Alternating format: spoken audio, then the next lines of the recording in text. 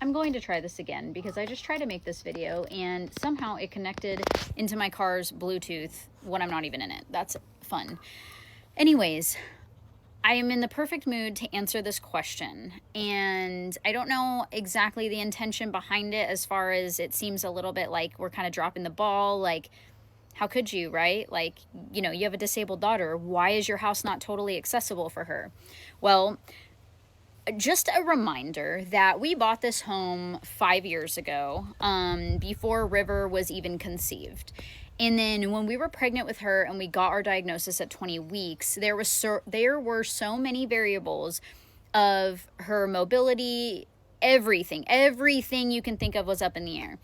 So now that she is walking and mobile and we understand her needs, now we are in the we are in the proper mindset to figure out what exactly she will need for her accessibility.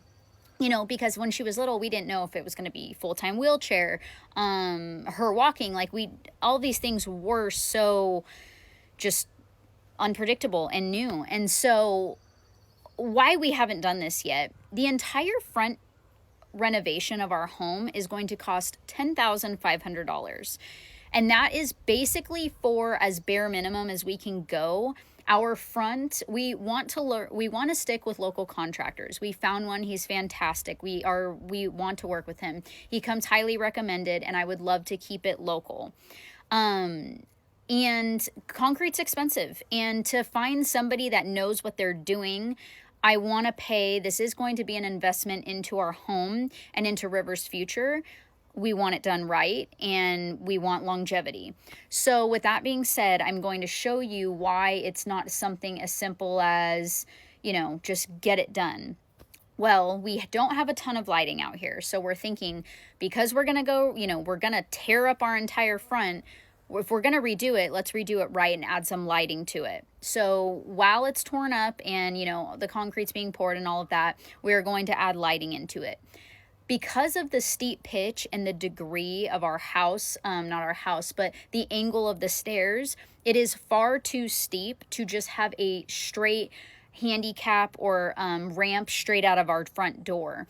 So with that being said, we're going to extend this out further. There's going to be a shallow step. We are going to make the rest of the steps wider and round and add lighting in that. Because these are so steep, we're gonna stretch them out a little bit. Stretch them out a little bit more. Like I said, round them, add lighting. Then off of this step, again, shallow step, this is the angle that we're able to safely create a ramp for River through our landscaping that we've started to tear out over to the other side of our drive. Understand that, you know, it should be pretty self-explanatory, like just get it done, just get it done. We're finally at the point where, you know, views and engagement are huge for us. So if you're wondering how you can help, that's how you can help. Hit all the buttons, watch our stuff. That I am so appreciative for that. And for the people that are like, can you get government assistance, this, that, and the other? I would never, my husband and I feel very strongly that we will work towards this. We will do it. It's our job for our child to provide for her and to fix this, right?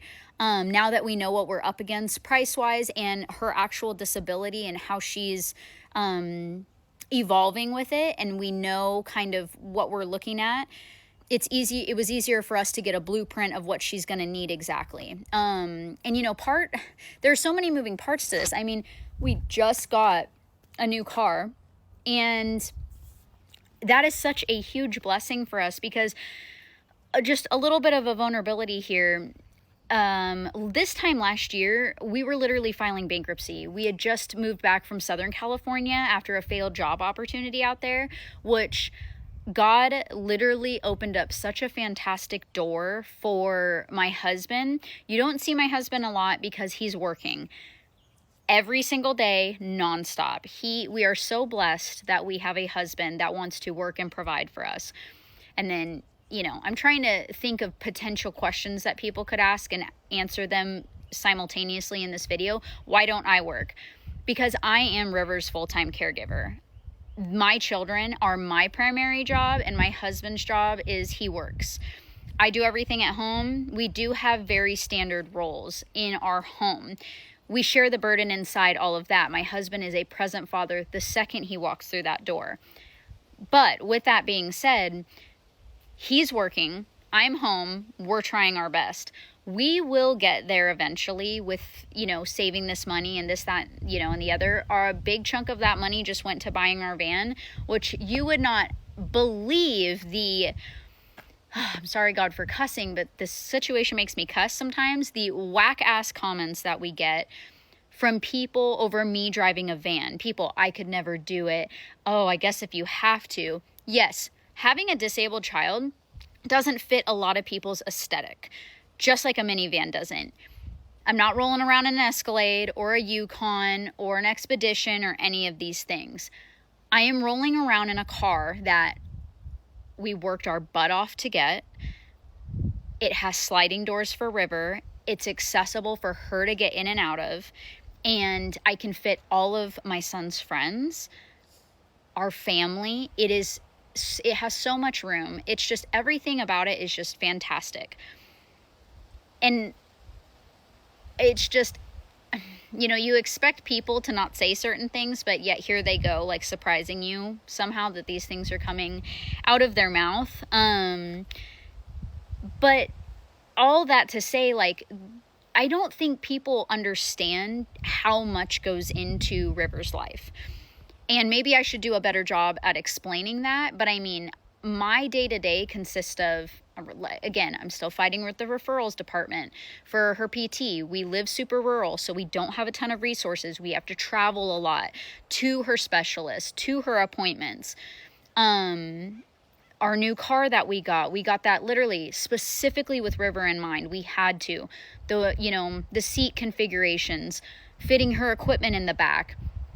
If you're not experiencing these issues, thank God for you. Like, I'm happy that you are not experiencing what I'm experiencing, what my husband and I have to do.